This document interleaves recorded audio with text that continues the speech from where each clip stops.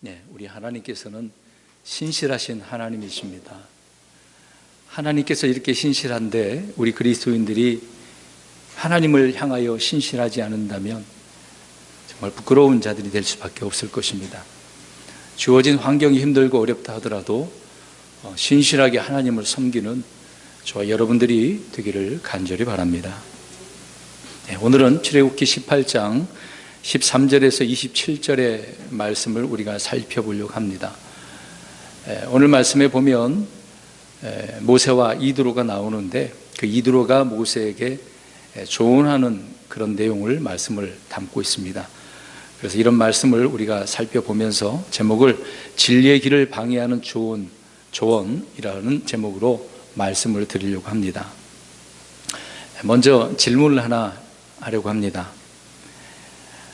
100가지 일을 할 수 있는 정말 뛰어난 그런 한 사람, 이런 한 사람이 좋겠습니까? 아니면 한 가지 일만 할 줄 아는 100명이 좋겠습니까? 참 어려운 질문 같지만 그렇게 어렵지 않은 질문입니다. 다시 말해서 100가지를 할 수 있는 한 사람이냐, 아니면 한 가지 일만 할 수 있는 100명이냐라는 것입니다. 우리 성도 여러분들 어떻습니까? 이 세상에서는 혼자 모든 것을 다 할 수는 없죠. 함께 해야 될 일들이 있습니다. 이 함께 해야 될 그 일을 혼자서 할 수 없다는 거죠. 개별적으로 내가 할 수 있는 그런 일들도 있겠지만 그렇지 않은 일들이 있다라는 것입니다. 그런 것처럼 우리 하나님께서도요, 한 사람에게 이렇게 100가지 일을 할 수 있도록 모든 은혜, 모든 은사, 선물이잖아요. 이것을 주시지 않는다는 겁니다. 한 사람에게 다 주지 않았어요. 하나님은 지체들에게 다양한 선물들을, 은사들을 주셔서 함께 이루어 가도록 하셨다는 겁니다. 갈라디아서 6장 2절에 보면 서로 남의 짐을 지라고 했습니다. 내가 정말 지기 힘들고 어려운 무거운 그런 짐이 있다라고 한다면 누군가 같이 지어주면, 나눠준다면 얼마나 좋겠습니까? 짐도 나누는데요, 일도 마찬가지로 어려운 일이 있으면 나눠서 하면 얼마나 좋겠습니까? 그러면 모든 일들이 순조롭게 잘 세워지게 될 것입니다. 오늘날 개인주의가 발전한 이 세상을, 이 사회 구조를 한번 생각해 보십시오. 같이 동역을 한다, 사역을 한다, 그런 의미를 한번 생각해 보세요. 동역이라고 하는 것은 어떻게 보면 개인주의 이 사회에서는요, 부담과 짐이라고 생각할 수밖에 없을 것입니다.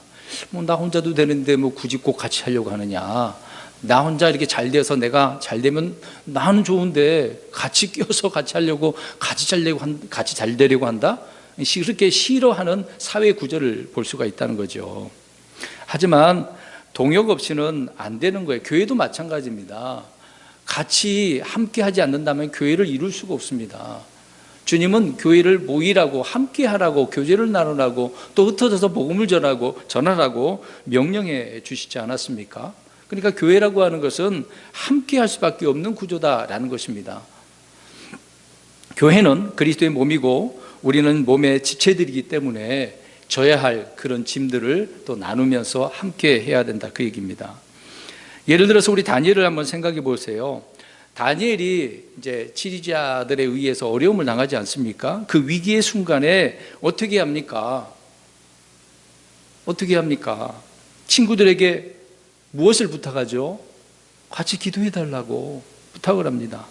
그래서 다니엘의 세 친구는 같이 어떻게 합니까? 다니엘과 같이 기도를 한 거죠. 우리가 아는 상식입니다. 에스더도 한번 생각해 보세요. 지금 이스라엘 민족이 전부 다 말살 정책에 의해서 죽게 될 그런 상황인데 불구하고 에스더는 어떻게 합니까? 죽으면 죽으리라 라는 그런 각오 속에서 왕 앞에 또 나아가기도 하고, 모르드게에게 뭐라고 하죠? 같이 어떻게 하라고 합니까? 기도하자는 거죠. 금식하고 기도하자. 여러분 보세요. 지금 다니엘과 에스더를 볼 때도 기도마저도 혼자 할 수 있다는 겁니까? 혼자 할 수도 있지만 기도도 같이 해야 될 기도가 있다는 것이죠.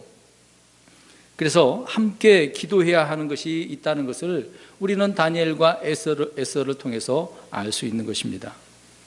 우리 예수님께서도 물론 예수님도 혼자 따로 기도하신 적이 있습니다. 그런데 베드로, 야고보, 요한을 데리고 다니시면서 또 그들과 함께 하시면서 뭘 하라고 하시죠? 기도하라고. 심지어 한시도 기도하지 못하냐, 그런 말씀을 하지 않았습니까? 함께 기도하기를 원하시는 분이 우리 예수님이었습니다. 바울도 마찬가지입니다. 바울이 사역을 할 때 얼마나 힘들고 어려웠겠어요.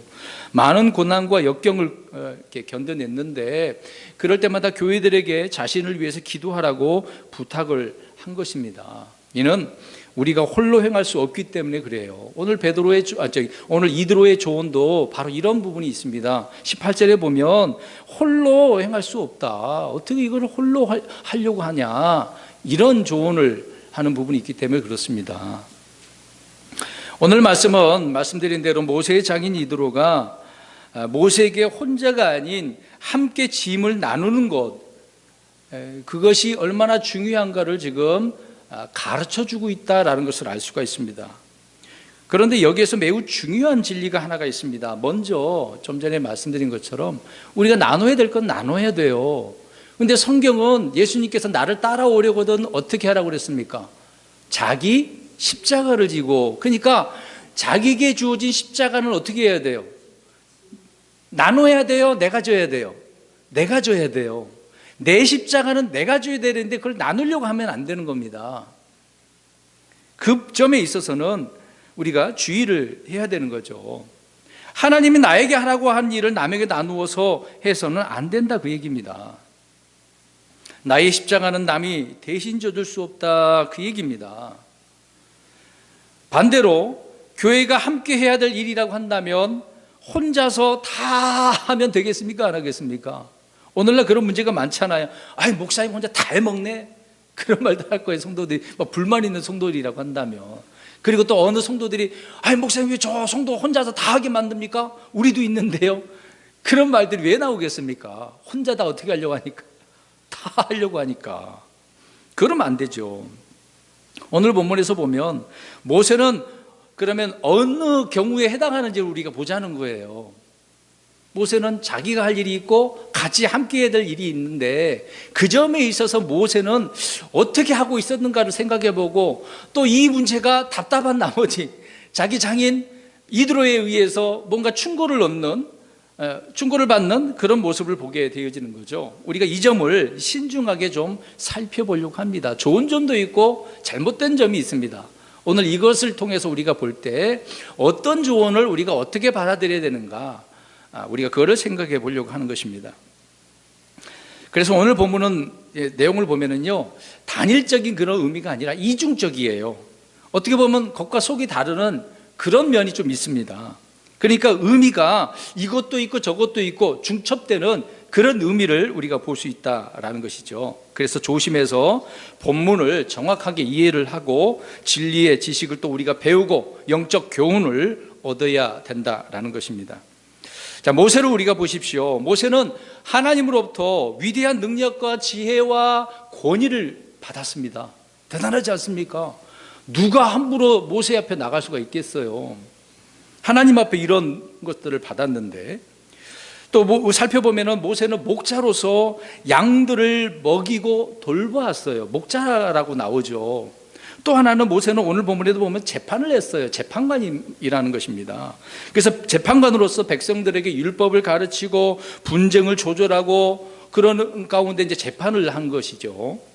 또 모세는 대언자로서 하나님의 말씀을, 율법을 받아서 백성들에게 선포를 했습니다. 또 성경 모세오경이라고 하는 그 두루마리에다가 기록을 하지 않았습니까? 또 모세는 하나님의 집에 신실한 종으로서 일을 막 넘치도록 일을 한 사람이었습니다. 신실한 사람이었다는 거죠. 이런 모세. 근데 이런 모세를 지금 이드로가 어떻게 해주겠다는 거예요? 도와주려고 하고 있다는 겁니다. 이드로가 도와주려고. 자, 13절을 우리 한 절씩 또 보겠습니다. 다음날 모세는 재판을 백성하기 위해 앉았고 백성은 아침부터 저녁까지 모세의 곁에 섰으므로, 그러니까 하루 종일 재판을 했다는 얘기죠. 자, 모세는 재판관으로서 이제 심판하는 그런 모습을 보게 되어집니다. 우리 예수님도 심판자이시죠. 자, 이스라엘 백성이 하나님께 불평하고 다투기를 좋아한 거예요. 그래서 이웃들과 다투고 불평한 일이 다반사에서 우리가 구약 성경 특히 모세오경을 읽어보면 그런 내용들이 얼마나 많이 나옵니까? 하나님 앞에 신실하지 못한 자들, 그런 자들은 정말 이웃과도 신실하지 못하다는 것을 우리가 알 수가 있는데, 자, 아무튼 모세는 아침부터 저녁까지 종일 재판하고 있는 모습을 13절을 통해서 볼 수가 있습니다. 그러니까 사건이 어땠다는 거예요? 많았어요, 적었어요? 많았다는 이야기잖아요. 만약 이제 오늘날 교회로 생각을 해보겠습니다. 교회에 문제가 많아요. 우리 성도들의 개별적인 그런 문제가 있고, 또 가정 문제가 있고, 직장의 문제가 있고, 이것은 어떻게 되는지, 그런 문제가 많다고 한다면 목사가 그 문제를 다 들어주고 해결해주고 상담해주고 얼마나 힘들겠습니까? 근데 목사가 한쪽 말만 듣고 어떤 재판을 했다라고 생각해 보세요. 어떤 일이 벌어질까요? 난리 납니다. 목사님은 내 편 안 대주고 다른 성도들 편 들어주고 내가 이게 상처받았습니다. 시험 들었습니다. 교회 안 나오고 삐지고 그런 일이 얼마나 많겠어요. 그러니까 무슨 말을 해도 순종하지 않을 거예요. 무조건 자기 편 들어달라고 하기 때문에 그렇다, 그 얘기입니다. 형제가 형제를 고소하고 교회가 교회를 고소하고 성도가 목사를 고소하는 일 엄청났습니다. 자, 이런 일이요 지금의 때만 있는 게 아니에요. 우리가 초대교회 때도 있었어요. 우리 오늘 지금 광야교회라고 하는 그 회중 가운데 이스라엘 백성들이 그랬단 말입니다. 심각한 거죠. 근데 그 당시에는 신정 민족 국가라고 할 수가 있겠죠. 직접 하나님을 통해서 계시받아서 그 말씀으로 재판하는 그런 신장 국가였기 때문에 그나마 세상 법정이 없었으니까 다행이죠. 근데 신약 시대에 들어와서 고린도 교회를 한번 보시기 바랍니다. 고린도 교회의 성도들의 문제가 얼마나 많았던지 그 문제를 해결하려고 어디로 갔겠습니까? 세상 재판장에 가가지고 따지고 문제를 해결하려고 했다고 바울이 책망하지 않습니까? 그러니까 분쟁이 물론 있는 것도 잘못된 것이지만 그 분쟁을 스스로 해결하지 못해서 세상 법정의 그 판사에게 가서 이거를 재판해달라고 하니 정말 문제가 있는 거 아니겠습니까?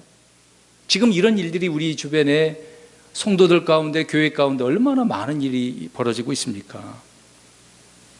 여러분, 광야에 있었던 그 회중 이스라엘 백성들과 고린도 교회의 문제는 서로 참고 용납하기보다는 서로 어떻게 해요? 용납하지 않고 고소하고 빼앗으려고 했다는 것입니다. 이런 문제로 지금 13절에 모세는 아침부터 저녁까지 앉아서 백성들을 재판을 해야만 했습니다. 그러니까 이것을 보고 이드로가 지금 14절에 물어요. 우리 이제 14절 보시겠습니다. 모세의 장인이 그가 백성에게 행한 모든 일을 보고 이르되 그대가 이 백성에게 행하는 이 일이 도대체 무엇이냐? 어찌하여 그대는 홀로 앉아있고 온 백성은 아침부터 저녁까지 그대 곁에 서 있느냐 하니, 이드로가 얼마나 답답했겠습니까? 그러니까 이드로가 하루 종일 보았다는 이야기잖아요. 어떻게 보면 이드로는 모세가 하는 일이 무엇인지, 왜 홀로 이렇게 앉아있는 질문을 하고 있지만 정말 뭐가 문제가 있다는 거죠. 답답한 거예요. 이드로 입장에서는 그렇게 할 필요가 없는데 왜 이렇게 힘들게 하냐 이 말입니다. 자, 이런 문제를 우리가 좀 생각해 보겠습니다. 그럼 믿지 않는 사람들, 불신자들이나 이방인들은 만약 예를 들어서 이제 교회에 왔다고 생각해 보십시오. 교회에 와갖고 이드로처럼 이런 질문을 안 하겠습니까? 답답해. 왜 교회는 이래? 왜 꼭 이렇게 해야만 해? 믿음 없는 사람들이 그러잖아요. 또 그런 자들이, 불신자들이 교회 와서 목사만 하려고 한다고 그런 불평을 늘어놓기도 하죠. 자, 오늘 이드로는요, 모세가 하나님을 통해서 해야 될 일이 있는데 그 일들을 어떻게 하라는 겁니까? 혼자 하지 말고 나눠서 하세요. 분리를 하세요. 그러니까 분권하라는 이야기잖아요. 분리를 해서 이런 일들을 처리해 나가야 된다라는 그것을 주장하는 자가 이드로였었습니다. 그러니까 권력을 분사시키세요. 집단 지도 체제를 선호해야 됩니다. 이런 식이라는 것이죠. 그러니까 어찌하여 그대는 홀로 앉아 있습니까? 이제 이런 질문을 하고 있는 것입니다. 그러니까 이드로의 말에는 지도 체제에 대해서 비판을 하고 있는 거예요. 비판을 하고 있는 겁니다. 오늘날 이런 문제로 이드로와 같은 그런 자들이 얼마나 많습니까? 개신교도 그렇고 형제교회도 그렇고 지방교회도 그렇고 목사를 아니면 앞에 있는 사람들 견제하고 분리를 해야 됩니다. 권력을 좀 나누어야 됩니다. 그러한 교회가 이상적인 교회고 그냥 운영이 정말 이런 운영 제도를 가져야 좋은 것입니다. 이렇게 주장을 하면서 이것이 만약 성경적인 것처럼 주장을 하고 있다는 것이죠.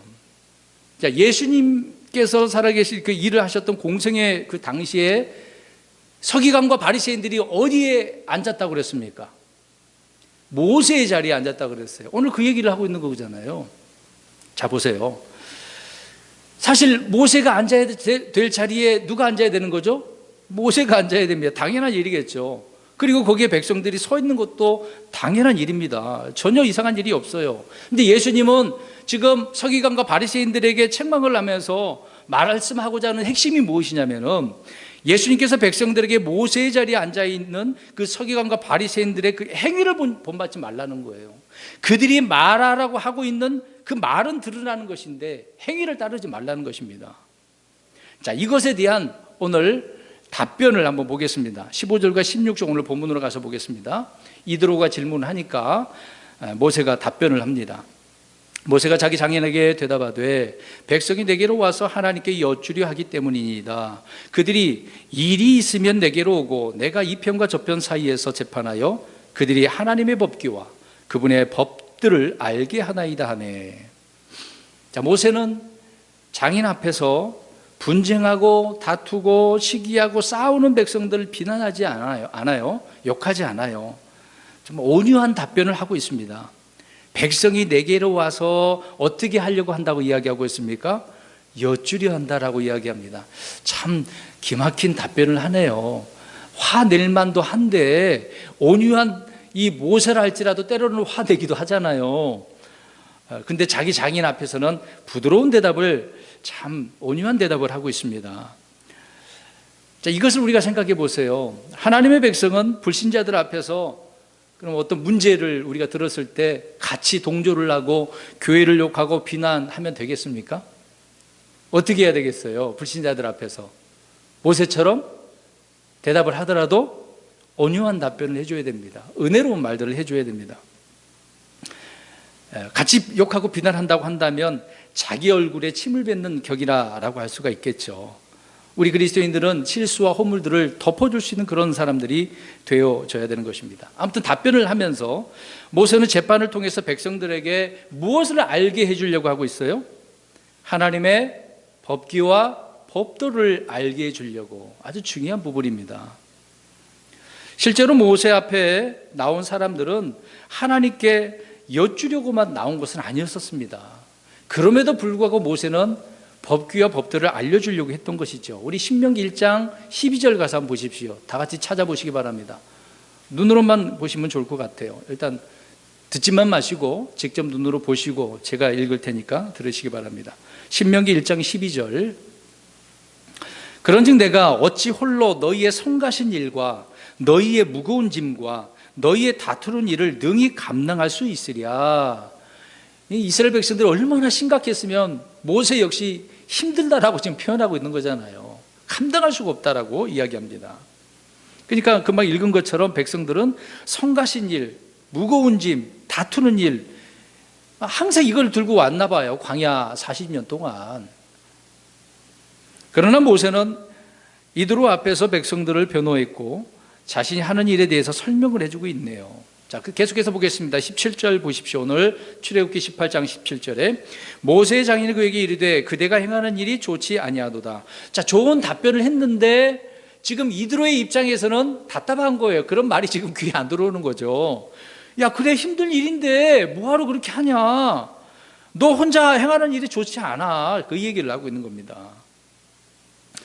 그러니까 이드로는 그냥 그 자리에서 모세 면전에서 모세가 하는 일에 대해서 충고와 권면을 지금 주고 있네요.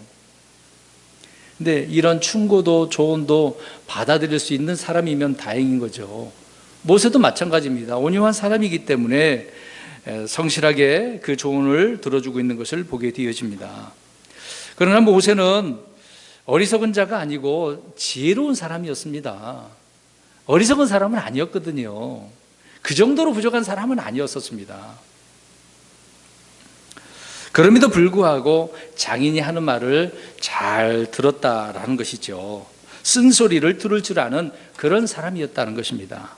그러나 이드로의 충고와 권면이 오늘 말씀드리고자 하는 내용을 여기서 이제 우리 언급하게 되는데요. 그 충고와 권면이 성경적이냐, 또 아니면 좋은 것이냐 아니냐, 이제 그 부분입니다. 오늘 이 이드로의 충고는요, 성경적인 것인가 아닌가? 사실 아니죠. 좋은 것은 아닙니다. 이드로의 지금 이 질문은요, 그의 관점은 진리냐 비진리냐, 그건 문제가 아닙니다. 옳으냐 그르냐의 그 기준이 아니라는 거예요. 자, 오늘 드리고자 하는 말씀은 기준, 오늘 이 핵심 단어만 기억하시면 좋을 것 같습니다. 기준을 어디에 두느냐라는 것이죠. 기준을 어디에 두느냐. 모세의 일이 옳은지 그른지, 하나님의 뜻인지 아닌지, 이런 것은 지금 상관이 없어요. 그냥 좋은지 나쁜지를 기준으로 지금 삼고 있는 겁니다. 야, 불편하게 왜 그래? 이거 좋은 일 아니야. 나쁜 일이야. 괴로운 일이야.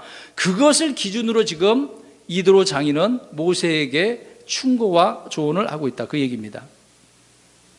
여러분, 이것을 생각해 보십시오. 성경을 믿는 신자들은 나에게 좋으냐 나쁘냐 이것을 가지고 판단 기준으로 삼아서는 안 된다는 겁니다. 세상 사람들, 우리 성도 여러분들에게 좋은 거 주면 마냥 그러면 다 좋아, 그 사람 좋은 사람이야, 그렇게 생각하십니까? 그들이 나에게 좋은 말 해주면 그 사람 좋은 사람이냐고요. 그런 판단 기준이 되어서는 안 된다라는 것을 지금 말씀을 드리고 있는 겁니다. 그런 판단 기준으로 잡아서는 안 된다, 그 얘기예요. 우리는 항상 성경을 기준으로 옳으냐 그르냐를 기준으로 잡아서 판단해야 된다는 겁니다. 그러니까 판단 기준이 뭐냐, 그 얘기죠. 그러니까 금방 말씀드린 대로 성경적으로 보면 이드로의 기준은 틀렸다, 그 얘기입니다. 이드로는 판단이 옳고 그름을 떠나서 자기 자신의 그 판단의 기준이 이라였다는 거죠. 그 판단 기준이 틀렸다, 그 얘기입니다. 잘못된 그 잣대, 저울을 한번 생각해 보세요. 그것으로 바르게 측량할 수 있나요? 안 되죠. 그 눈금이 틀린데 어떻게 정확하게 치수를 잴 수가 있겠습니까? 저울이 한쪽으로 기울어지는데 어떻게 그것이 똑같다라고 할 수가 있겠냐 말입니다. 예를 들어서 불신자들이 교회에 오게 되어지면 좋은 것과 나쁜 것을 판단을 해요. 그런 기준에 의해서. 그래서 이것은 좋아, 이것은 나빠. 교회에 떠돌아다니는 그 철새 성도들 그렇잖아요. 이 교회는 이래, 저것은 이 문제가 있어, 내가 있을 곳이 아니네. 왜 그런 판단 기준 합니까? 자기 입장에서 좋고 나쁨을 판단하니까 그렇다, 그 얘기죠. 이러한 판단은 성경적인 것이 아니라는 것입니다. 자기 자신이라는 거죠. 판단 기준이 자기 자신이기 때문에 그래요. 이드로 역시 마찬가지란 그 얘기입니다. 18절 보십시오. 18장 18절. 그대와 함께한 이 백성이 다 분명히 지치리니 이 일이 그대에게 너무 무거우니라. 그대가 이 일을 홀로 행할 수 없도다. 아주 중요한 부분을 이야기하네요. 야, 혼자 이걸 하지 마. 힘든데 나눠서 하지, 그 얘기죠. 이는 모세를 무시해서 말하는 내용이 아닙니다. 냉철하게 현 상황을 잘 보고 통찰해서 조언을 하고 있는 거예요. 이대로는 모세가 하는 일을 지켜보고 문제점을 파악했던 것이죠. 실제로 모세는 백성들의 계속되는 이런 불평과 요구로 인해서 지쳤어요. 민수기 11장 가서 보십시오. 자, 성경 찾아봅니다. 민수기 11장 14절. 아까는 신명기 1장 읽었습니다만은 11장 가서 한번 보세요. 이제 이것 때문에 문제가 또 생겼습니다. 민수기 11장 14절 우리 같이 읽겠습니다. 시작. 이 일이 내게 심히 무거우나 나 혼자는 이 온 백성을 감당할 수 없나이다. 어때요? 지쳤어요. 지쳤어. 이거를 지금 누구에게 이야기하고 있는 거예요? 아니, 오늘 민수기는 지금 누구에게 말씀을 올리고 있는 거예요? 하나님께 기도하고 있는 거예요. 이드로에게 이야기한 게 아니라 너무 힘들어서 하나님 앞에 지금 얘기하고 있는 거예요. 그러니까 그 문제를 하나님께서 민수기 11장 16절 17절을 보십시오. 17절에 그래서 하나님 어떻게 합니까? 하나님께 탄원하니까 주님은 몇 명을 세워요? 예, 장로, 치리자, 통치할 수 있는 그런 치리자 70명을 세우게 되어집니다. 모세의 재판은 그냥 단순한 재판이 아니었습니다. 아까 신명기 1장 12절을 읽었는데 9절을 보시면 그때 내가 너에게 말하여 이르기를 나는 홀로 너희를 감당할 수 없도다. 정말 힘들었다는 이야기죠. 신명기는 나중에 한 번 더 모든 일들을 다 되새김하면서 선포하고 있는 그런 내용이기 때문에 이런 말들을 했었다라는 것을 알 수가 있습니다. 아무튼 신명기 1장 12절에 다투는 일로 감당할 수 없다라고 이야기하고 있는 거죠. 그러니까 백성들은 항상 성가신 일, 무거운 짐, 다투는 일을 가지고 왔기 때문에 모세가 힘들었다는 거죠. 자, 이 부분이 있었기 때문에 이드로의 그 증언대로 모세는 오늘 18절 말씀에 홀로 감당할 수 없었다는 거예요. 맞는 이야기예요. 틀린 이야기가 아닙니다. 자, 여기서 또 중요한 이야기가 있습니다. 맞는 이야기를 우리가 바르게 이해를 해야 되겠죠. 이때 모세는 주님의 그 사역을 능력 있게 하는 일을 배워야 되는 거예요. 중요한 부분입니다. 그러니까 주님께 지혜와 권위와 능력을 받았으면 그 능력을 지혜롭게 해야만 했었다, 그 얘기입니다. 근데 그것을 제대로 하지 못하고 자기 혼자 하려고 했었다라는 것을 알 수가 있는 것이죠. 이 부분을 우리가 오늘 모세는 배웠어야만 했다라는 것을 살펴보려고 하는 것이죠. 물론 모세는 이제 장인 이드로가 얼마나 걱정해 줬겠어요. 우리 장인이 이렇게 해주니까 정말 감사하다. 자, 그것에 감격할 때가 아니죠. 그것만 생각해서는 안 된다는 겁니다. 근데 생각해 보십시오. 모세는 홀로 하고 있었습니까? 모세는 혼자만 했나 이 말이죠. 자기 혼자만이에요. 항상 외롭고 난 외로운 길을 가는 그런 나 혼자만의 길을 가는 그런 사람이야. 그러냐 말이죠. 꼭 그런 것은 아닙니다. 우리가 성경적으로 보면 우리 이사야 41장 10절 가서 보세요. 우리 하나님께서 이스라엘 백성들에게 이사야 대언자를 통하여서 선포하는 말씀을 보십시오. 너는 두려워하지 말라. 내가 너와 함께 하느니라. 놀라지 말라. 나는 내 하나님이니라. 내가 너를 강하게 하리라. 참으로 내가 너를 도와주리라. 참으로 내가 내 의의 오른손으로 너를 떠받쳐 주리라. 누가 이런 말씀을 해주셔요? 이제 이런 말씀을 어떻게 하겠다는 얘기예요? 하나님께서 함께 하겠다. 너는 홀로가 아니야. 그 말씀하고 있는 거잖아요. 이드로는 훌륭한 조언자였고 지혜자였지만, 근데 문제는 또 여기 하나 문제입니다. 아무튼 모세는 그것을 배워야만 했었던 것이고, 근데 이드로는 지금 문제가 또 하는 것이 뭐냐면 하나님을 생각한 것이 아니었다는 거죠. 모세가 혼자 힘들어하는 그 모세의 육신 지친 모습을 생각하고 있었다, 그 얘기입니다. 그러니까 모세는 사실 지쳐 있지만 홀로 행한 것은 아니었기 때문에 그렇다는 이야기죠. 모세의 육신이 지치는 것을 걱정한 나머지 이런 충고와 조언을 하고 있었다라는 것입니다. 그런데 만약 모세가 지치고 힘들고 무거운 짐이었다라고 한다면 사실 걱정할 필요는 없잖아요. 왜 그러냐면 또 하나님 이런 말씀도 주셨습니다. 시편 55편 22절에 보면 내 짐을 주께 맡기라. 주님이 자기 자신에게 맡기라고 했기 때문에, 그러니까 짐을 주님께 맡기면 어떻습니까? 그 짐은 가벼워지는 거죠. 베드로 사도도 너희의 모든 염려를 그분께 맡기라라고 말씀을 하고 있습니다. 짐뿐만 아니라 염려도 맡기는 거죠. 그런 의미에서는 하나님 앞에 맡기면 우리는 괜찮은 거죠. 짐은 가벼운 것입니다. 우리 그리스도인들도 마찬가지겠죠. 우리는 혼자 할 수 없는 존재입니다. 그럼에도 불구하고 우리 주님은 그래서 우리에게 홀로 알아서 하라 그런 일을 명령하시지는 않는 거죠. 우리에게 성령을 보내주셔서 하나님과 함께하는 삶을 살도록 해주셨다는 것입니다. 그런데 모세는 지금 그 능력이 있는데도 불구하고 홀로 하는 것을 보게 되어집니다. 이드로는 모세와 함께 하시는 하나님을 보지 못했기 때문에 모세 홀로 감당하는 것에 대한 충고와 조언을 하고 있었던 것이죠. 이것을 우리가 오늘날 현실을 좀 보면서 우리 그리스도인들이 불신자들에게 조언을 받게 될 때 어떻게 해야만 하는가라는 것을 생각해 보려고 하는 것입니다. 만약에 불신자들에게 조언을 받는데 그것이 성경적 진리와 어긋날 때, 또 믿음을 제외해 버릴 때, 하나님의 도우심이 전혀 있지 않게 하는 그런 말들이라고 한다면 그런 충고는 어떻게 하겠습니까? 그런 조언을 어떻게 받아들여야 되느냐, 그 얘기입니다. 어떨까요?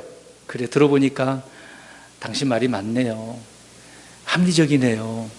세상이 원하는데 비판받는 것 좀 받지 않기 위해서 그래야 되겠네요. 그런 충고와 조언을 어떻게 해야 되냔 말이죠. 그렇게 받아들입니까? 그런 충고와 조언은 올바르지 않는다는 것이죠. 저와 여러분은 불신자들의 믿음 없는 그런 말들, 세상의 그런 지혜와 세상의 그런 정보들, 그런 내용들을 받아들이는 일에 있어서 주의를 해야 됩니다. 조심스럽게 들으셔야 돼요. 그냥 좋은 것으로 받아들여서는 안 된다, 그 얘기입니다. 계속해서 18절을 보십시오. 다시 보십시오.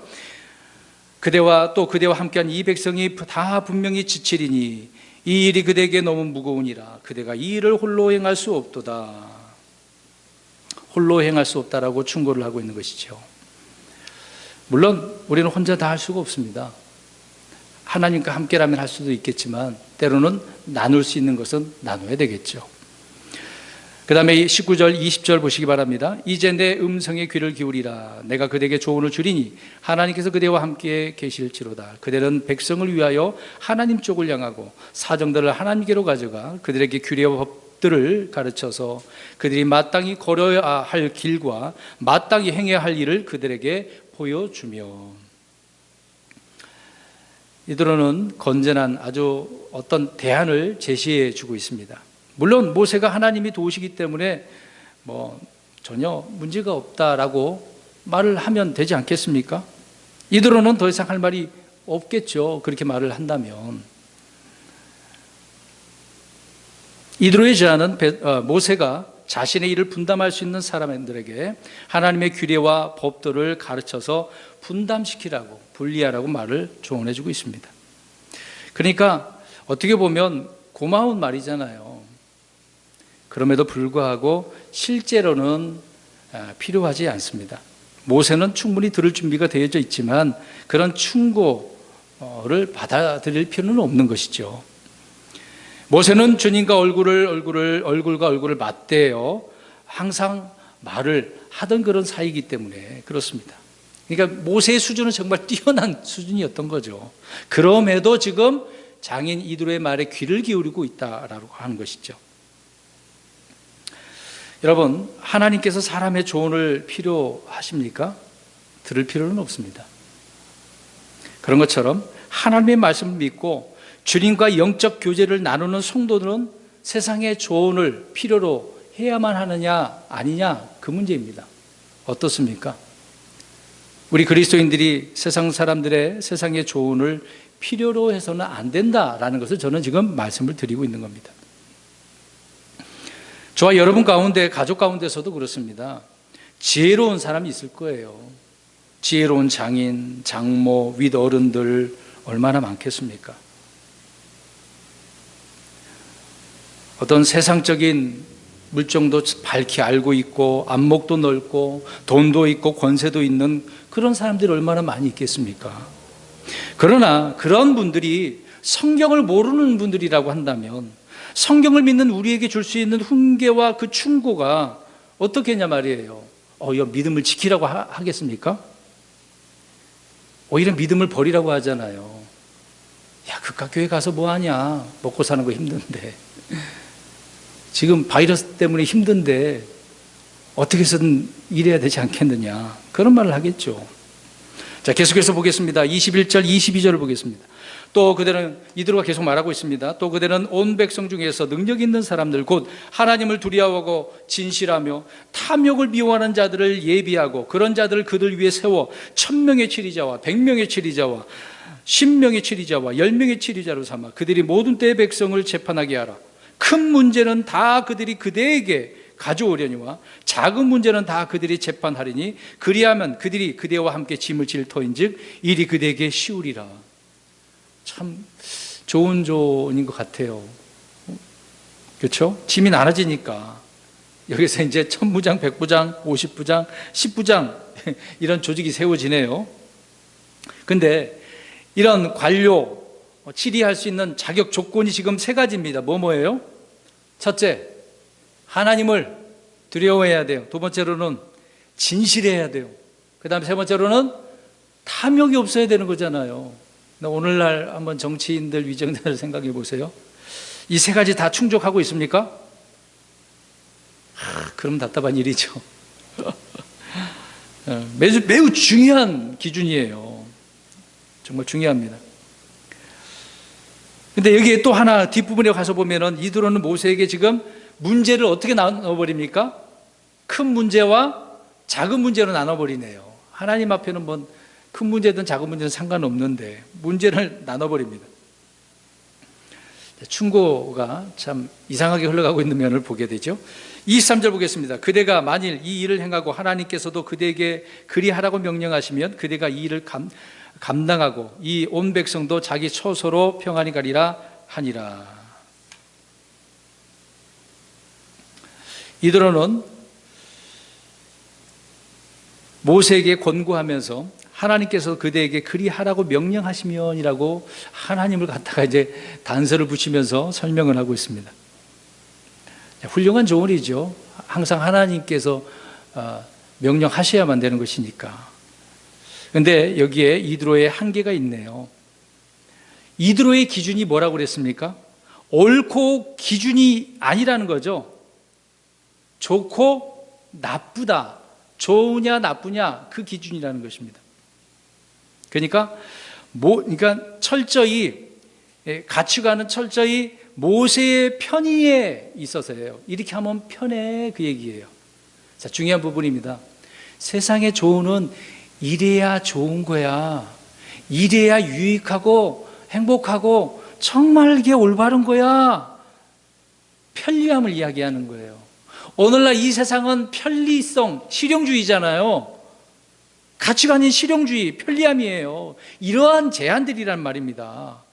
일의 능률과 효율을 높이는 아주 중요한 방안처럼, 대안처럼 보이잖아요. 이러한 제안이에요. 편리한 것이 좋은 것이다. 자, 답변을 보세요. 편리한 것이 좋은 것입니까? 쉬운 것이 좋은 거예요? 좋은 것이, 그러면 이제 다른 말로 좋은 것이 선한 것입니까? 그것이 옳은 것입니까? 자, 이렇게 질문을 하면 막상 답변을 하려고 그러면 어렵죠. 자, 이런 기준에서 이드로는 모세에게 이야기하고 있는 거예요. 그래서 이것이 오늘날 실용주의의 철학에 빠진 이 세상을 봅니다. 그래서 교회도 마찬가지예요. 이렇게 하면 편하잖아요. 교회에 어떤 힘들고 어려운 일이 있으면 이렇게 하면 되는데 왜 이렇게 어렵게 해요? 그럴 거예요. 여러분, 교회가 부흥되는 게 한번 생각해 보세요. 목사님 말씀만 갖고 되겠어요? 좀 투자를 해서요, 빚을 져서라도 교회를 좀 건물로서 지어져야 됩니다. 그래야 부흥됩니다. 요새 부흥은요, 건물이 부흥해요. 그렇게 해야 되지 않습니까? 그런 주장을 하죠. 근데 교회는 그렇지 않습니다. 숫자가 많고 적은 문제가 아니에요. 크고 작은 문제가 아니에요. 하나님의 부흥은 말씀으로 부흥하는 겁니다. 에스라서나 느헤미야서를 보세요. 말씀이 선포되니까 그 말씀에 주의 기쁨이 임했다고 그러잖아요. 말씀이 부흥케 됐다고 하지 않습니까? 여러분, 편리한 것이 좋은 것이고 편리한 것이 좋은 것이 되는데 그 좋은 것이 선한 것이라고 할 수는 없다, 그 얘기입니다. 또 한 단계 더 나아가서 오늘날 문제는 뭐냐면 어떤 유익이 있는 그것은 모든 것이 선한 것이다. 그래서 나를 개선하고 발전시키는 것이 정말 유익된 것이다. 이것이 바로 도덕적으로 타당한 거다. 그런 주장을 하는 거죠.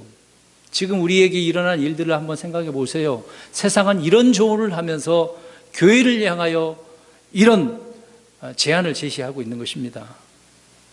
그것이 선한 것이고 옳은 것이라고요. 이런 사고방식, 우리 성도들은 어떻게 생각하십니까?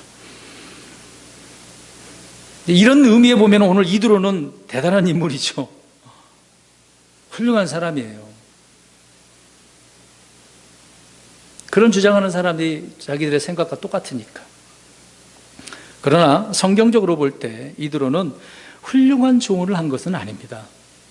성경적으로 볼 때는 말이에요. 오히려 모세의 사역을 방해했어요. 오늘 제목이 뭡니까? 제목이 뭐예요? 진리의 길을 방해하는 조언이에요.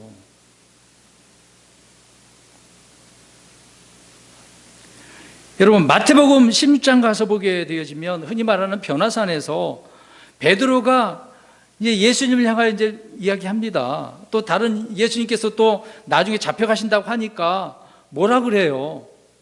그래서야 되겠습니까? 만류하잖아요. 예수님께서 붙잡혔을 때도 그러잖아요. 말고의 길을 잘라버리고. 오늘 이드로와 베드로를 보면 두 사람 좀 닮은 것 같아요. 어이, 주님 이러면 안 되시잖아요. 죽으시면 안 되는데요. 자기 힘을 써가지고 폭력을 써서 뭐 문제를 해결하려고. 그래서 그 칼을 어떻게 하래요? 칼집에 다시 꽂아. 우리 주님이 말씀하십니다. 그럼 생각해 보세요. 충고에 대한 대처 방법은 좀 다르네요. 모세는 이드로의 충고를 어떻게 합니까? 그대로 수용을 합니다. 그런데 베드로는 어떻습니까? 생각해 보세요. 주님은 베드로에게 뭐라고 꾸짖으세요? 그런 일을 할 때마다 모르십니까? 그렇죠. 사탄아, 내 뒤로 물러가라. 꾸짖으세요. 책망하셔요. 좀 다른 점이 있네요. 그러면 이드로의 충고를 들은 모세는 올바르지 못했다는 것을 알 수가 있습니다. 그럼 하나님께 또 물어보지. 근데 그대로 했다라는 내용을 보면은 모세가 장인의 말을 음성에 귀를 기울였다라고 24절에 나오잖아요. 주님의 음성에 귀를 기울여야 됩니다. 그래서 24절에 이에 모세가 자기 장인의 음성에 귀를 기울이고 그가 말한 모든 것을 행하여 그대로 들었다는 이야기죠. 마치 아담 이브의 말을 들어서 실수한 것처럼 모세가 지금 실수하고 있는 것입니다. 자, 그럼 왜 실수라고 하는가 볼까요? 이것만 이야기하면 이해를 못할 거예요. 자, 민수기 14장 가서 보십시오. 아까 말씀드린 대로 민수기 11장 14절을 보면 14장이 아니라 11장 14절입니다. 모세는 혼자서 짐을 감당하기 어땠어요? 힘들었어요. 그래서 16, 17절에 민수기 11장 16, 17절에 주님은 모세의 영 위에 있던 영을 취해서 장로 70명에게 어떻게 줬어요? 나누어 줬어요. 자, 그러면 그렇게 나누어 줬으면 백성들의 문제를 어떻게 해야 되겠습니까? 잘 처리되고 불만이 없어져야 되는 거 아니겠습니까? 근데 어떨까요? 문제는 없어졌을까요? 안 없어졌을까요? 안 없어졌습니다. 나아진 것이 없었습니다. 오히려 모세 위에 있던 것을 나눠준 것, 그것 때문에 이 70명이 후에 반란을 일으켜요. 이들은 자신들도 주의 영을 받았기 때문에 모세와 동등하다, 우리도 이런 권리를 가졌다, 모세에게 나아가서 요구를 하고 있는 것입니다. 자, 그 문제 뒤에 3구절을 또 읽겠습니다. 오늘 일단 18장 25절 26절 보십시오. 온 이스라엘 중에서 능력 있는 사람들을 택하고 그들을 백성의 우두머리 곧 1000명의 치리자와 100명의 치리자와 10명의 치리자와 10명의 치리자로 삼음해 그들이 모든 때에 제 백성을 재판하되 어려운 사건들은 모세에게 가져오고 작은 문제는 다 스스로 재판하더라. 하긴 잘했어요. 그렇게 했다고 하니까. 어려운 문제는 큰 문제고 작은 문제는 작은 문제니까 치리자들이 세운 장로들이 했겠죠. 근데 문제는 모세가 뽑은 능력 있는 자들은 후에 고라의 반역에 참여해서 모세를 대항했다 이 얘기예요. 모세를 대항한 자들이 그냥 어리숙한 자들이 아니었습니다. 민중을 대표하는 정말 지혜로운 그런 자들이 있어요. 명성 있는 자들이라고. 민수기 이제 16장 가서 보십시오. 민수기 16장 1절 2절을 보면 나옵니다. 2절을 보면 펴놓고 보십시오. 2절에 보면 이들은 회중 안에서 유명하여 명성이 있는 자들이요 그 지표에 속한 250명의 통치자들이라 이었더라. 지금 이들이 통치자들 아닙니까? 지리자들이잖아요. 70명이. 이 250명이 지금 속해 있는 거예요. 이들이 지금 고라로 인해서 반역을 같이 일으켰다 그 얘기입니다. 우리도 할 수 있어요 그 얘기예요.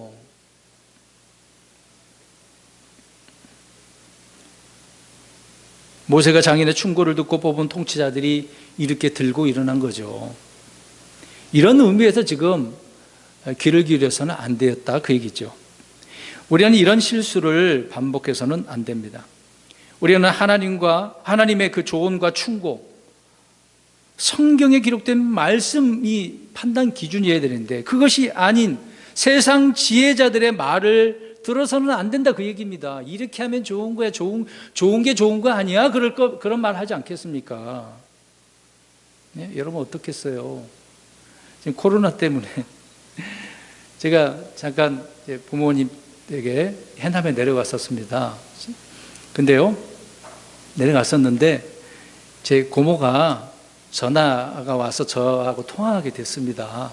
통화를 하게 됐는데 지금 교회 이 코로나 때문에 코로나 좀 심각하다는 말을 하면서 교회 때문에 코로나가 이렇게 더 확산됐다고 10번 이상을 계속해서 전화를 하면서 저한테 이야기하시더라고요. 그러면서 한편적으로 저를 이제 목사니까, 조카가 목사니까 걱정돼서 야 어떠냐 그러면서 하는 말이 그래요. 야 교회 어렵지? 힘들지? 그런 말을 했어요. 위로해주는 그런 말로 조언해주면서 그런 표현을 한 거죠. 그럴 때 제가 어떻게 답변을 했겠어요?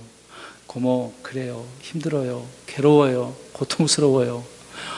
저 교회 때문에 이 코로나가 문제가 더 확산되고 힘드네요.